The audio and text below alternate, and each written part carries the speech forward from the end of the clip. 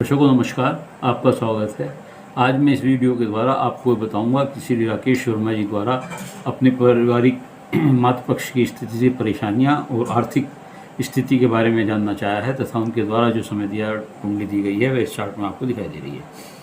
सबसे पहला प्रश्न उनका यह है कि मैं अपने मातृपक्ष के बारे में मुझे बताइए।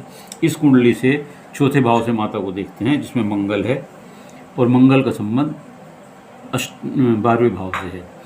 इस घर का स्वामी बृहस्पति अपने से 12वें तृतीय स्थान में बैठा हुआ है और तृतीय स्थान का स्वामी भी अपने से 12वें जो मारक भाव है उसमें बैठा हुआ है, शनि केतु के साथ है। तो ऐसी स्थिति में ये अच्छा योग नहीं बनता तथा ऐसे लोगों को अपनी माता से रेस्पॉन्स नहीं मिलता। माता संपत्ति जो माता की संपत्ति है या उसके पक्ष से संपत्ति मिलती है उसमें जैसे मकान है, धन है, वाहन है, इन चीज़ों को मिलने में व्यवधान उत्पन्न होता है।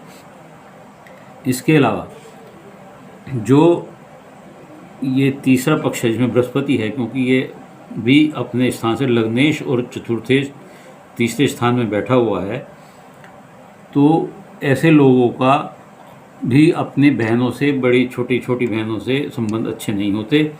इसके अलावा इनकी कुंडली में जो मूल त्रिकोण का स्वामी मंगल है वह भी अपने से 12वें है, लेकिन वो धन स्थान में है तथा इसमें सूर्य उच्च राशि का है जो नवमांश यानी कि जो नवम भाव का भाग्य स्वामी होकर मूल त्रिकोण में पंचमेश में बैठा है। ऐसे लोगों के बच्चों का सुख पूर्ण होता है।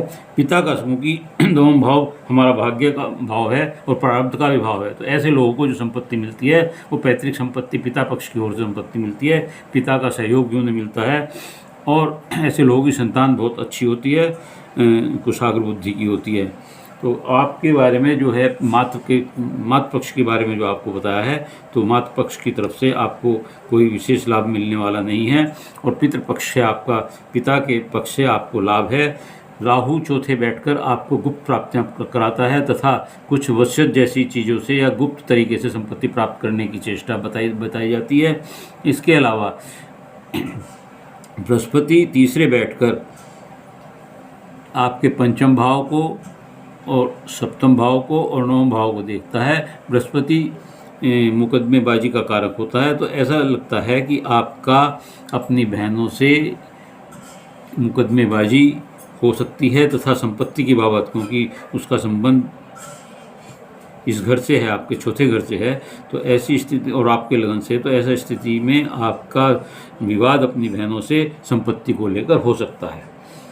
आप इसमें जैसा आपने बताया कि आपने पन्ना और माणिक पहना हुआ है, आप ऐसा ना करें बल्कि आप गुरु का उपाय करें। गाय को गुड़ रखकर रोटी दें, केले को जल दें और इसके अलावा आप जो है शुक्र तो आपका छठे भाव का स्वामी है जो संतान भाव में बैठा हुआ है और इसका संबंध इससे है और वो अपने घर को देख रहा है, लेकिन संतान भाव के लिए वो कष्टकारी नहीं है। तो विशेष रूप से आप गुरु का उपाय करें और केतु के उपाय के लिए, क्योंकि केतु कुटुंब स्थान में बैठकर आपको कुटुंब का कोई सहयोग नहीं मिलता, तो केतु के उपाय के लिए आप गणेश जी की पूजा करें, गणेश जी को रोज दूबड़ा चढ़ाएं और बृहस्पति उपाय करें। इससे आपको निश्चित तौर से लाभ होगा और करीब 2 साल बाद आपके इन झगड़ों का निस्तारण हो सकता है।